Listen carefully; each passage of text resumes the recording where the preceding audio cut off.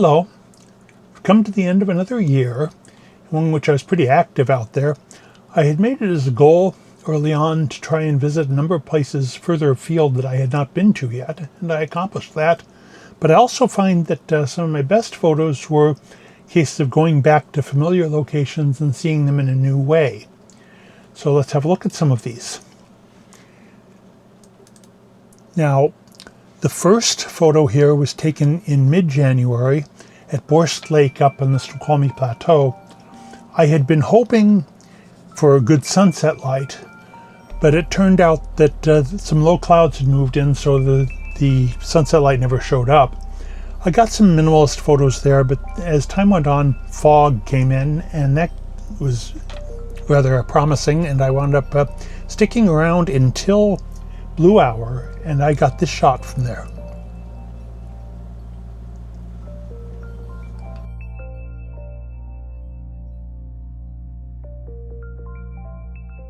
Now the next image here was taken in early February when we had the only real week of winter with snow and anything that we could get. So I went up to the Middle Fork Snoqualmie River, and I got as far as I could, taking pictures as far as I could, when I got almost stuck because the roads had not been plowed and I simply couldn't get through.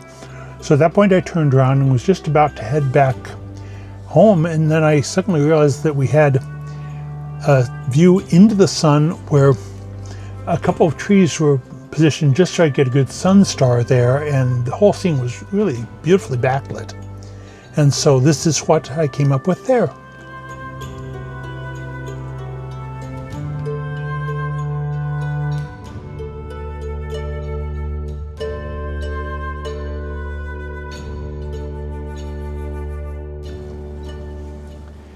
A few weeks later, I finally had the opportunity to get to Painted Hills in Oregon, which was a location I'd wanted to go to for many years, but hadn't had the chance beforehand. It was an amazing trip, and I got a number of images that I probably consider to be worthy of my portfolio, and here are a couple of them now.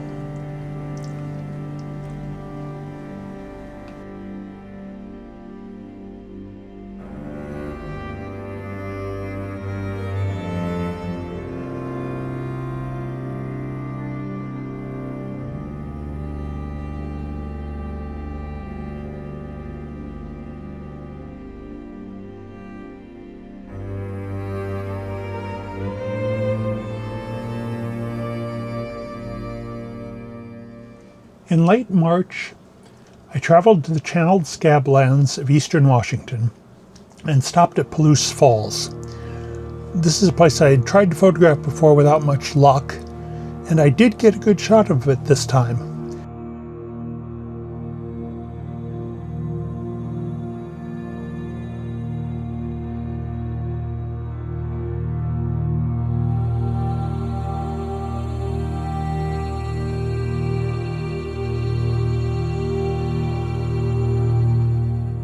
Unfortunately, the promised sunset light never materialized, so I wound up driving home, and there was a happy accident that came from that, because as I got further along toward Othello, Washington, we did get a spectacular sunset, and I just happened to find this farm silhouetted against the sunset sky, and I just found it a very nice study. I particularly like the effect of the natural light of the sky against the artificial light on that tank, and it sort of gives the feel that the day has come to an end, night is coming on, and the time for the human activity is coming to an end.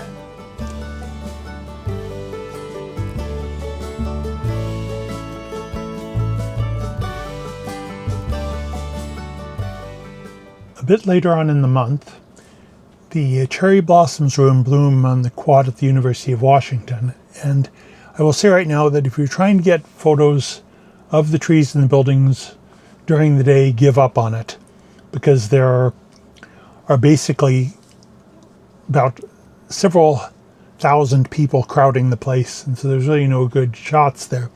But what I did do is stick around till later and put on a telephoto and captured this image of one of the lanterns there, backlighting some of the cherry blossoms, and I really like this shot.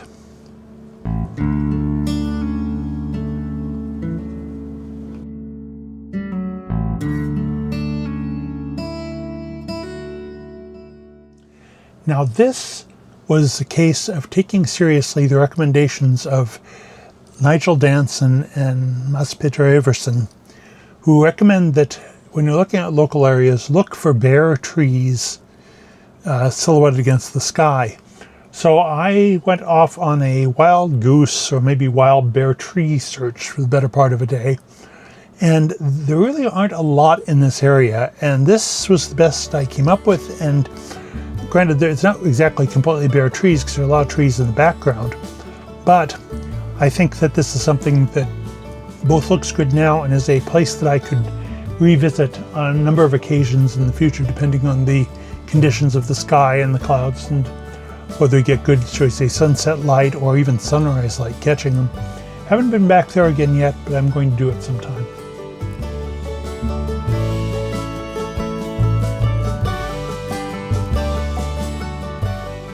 These are the results of a trip I took in May to Saltwater State Park on Puget Sound. I went there with the intention of getting a specific composition of some flowering bushes against sunset sky, but it didn't really work out that well. However, I did get some other shots, and as you can see, the sunset was pretty spectacular.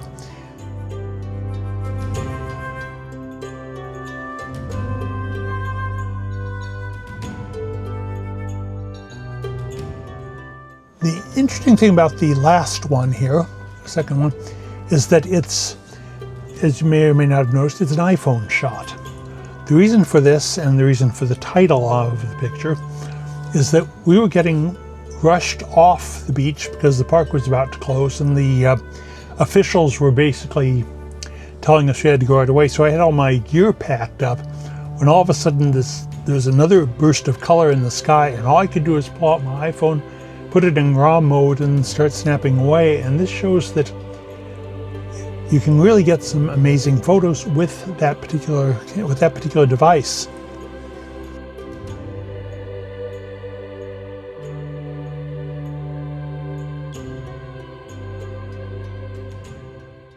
Not long thereafter, I visited Yellow Lake east of Seattle to try and catch some waterbird images, and it's the first time I've ever seen wood ducks in this particular area. The lakes around here just seem to have mallards.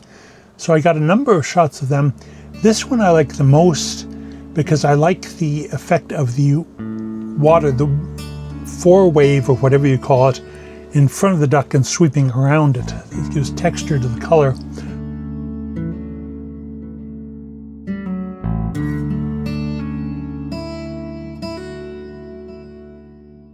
Also, while I was there, I did wind up getting a couple photos of a crow that seemed to be telling a story, so here they are.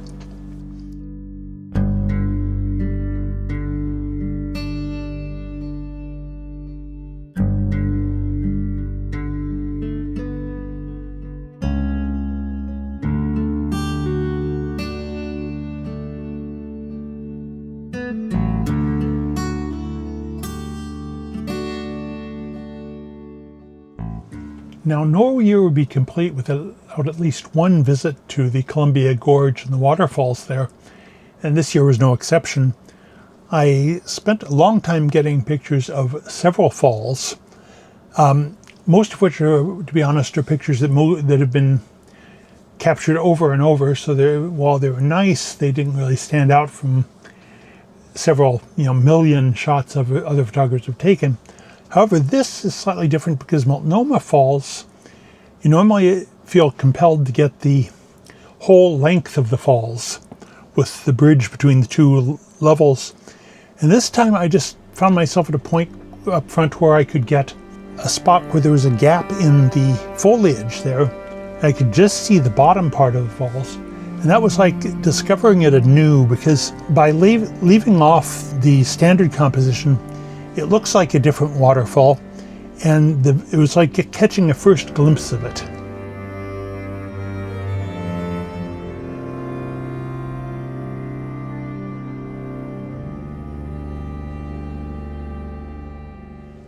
In June, I finally had the chance to get to Trillium Lake in Oregon, just south of Mount Hood, at a time where there's be good light for photography. There's really only about 1 or 2 vantage points to get the mountain and the lake, but the conditions were absolutely perfect. I took several photos here, and I'm not sure which one I like the best, so maybe you can mention it in the comments which of the 4 seemed to be the best to you.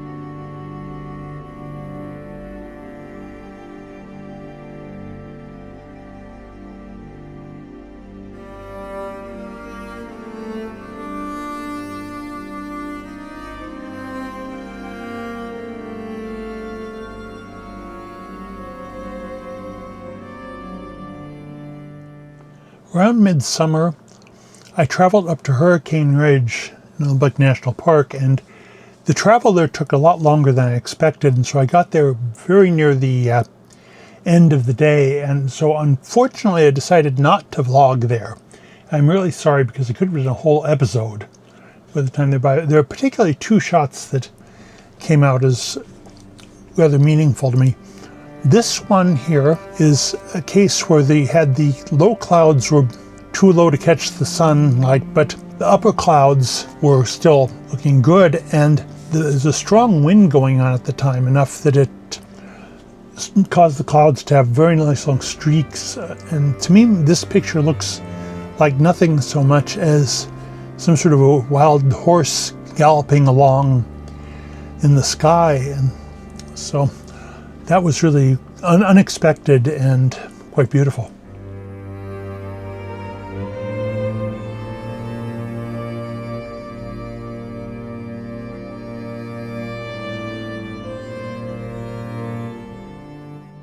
Now, I'd been planning for a sunset shot here, and indeed it was a good sunset was predicted, but the light was kind of weird because, as you saw in the last case, the high clouds were being lit up, but the lower clouds were not. Now, at about this time, we also got the moon rising, at which point I realized I could combine the 2 nicely, and just at the last moment there, the setting sun lit up the upper clouds, and we got this amazing view.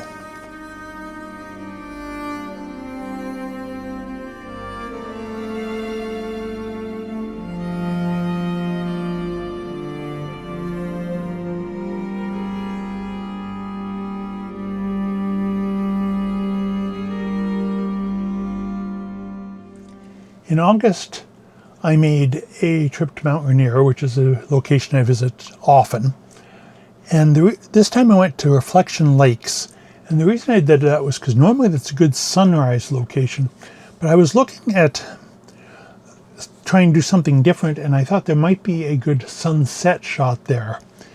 And I did get that, but first off, I wound up having a golden mantle ground squirrel that I think must have been unionized and is part of the tourist attractions, because it came right up and for about 10 minutes sat and posed on a rock just a few feet away. So I obviously wasn't going to miss the opportunity at that. Once again, by the way, this is an iPhone shot.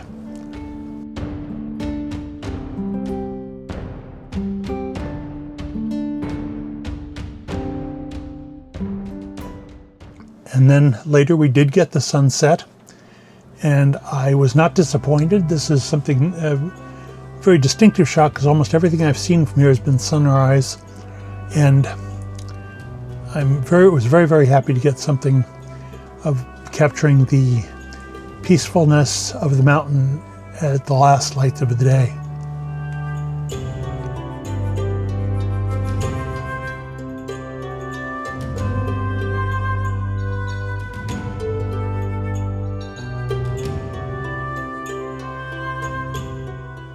Now, it should be no surprise that autumn is my favorite time for photography, and I was on several trips to capture the autumn's beauty.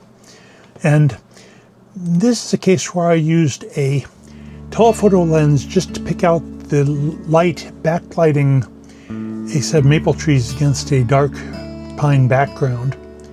And it did look like the end of a torch with a flame burning there.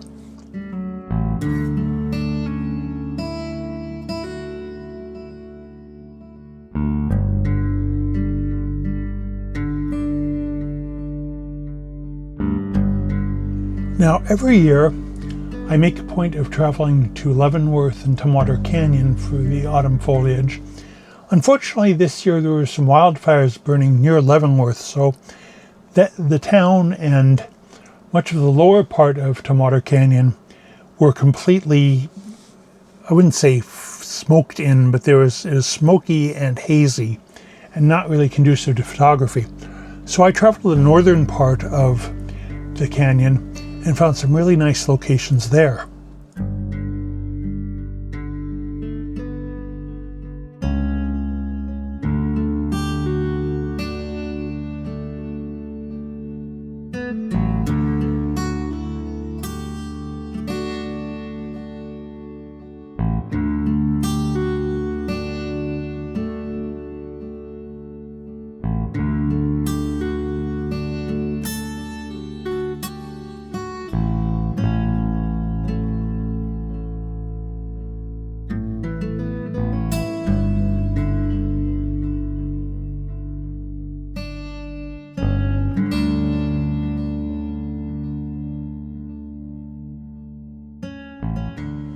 I also made a couple of trips to Winton, north of Tumwater Canyon, for the cottonwoods and aspen there. If you recall my video, I had some rather unpleasant encounters with locals, but by the same token, I was able to get some really nice shots, some of my favorites of the year, and here they are now.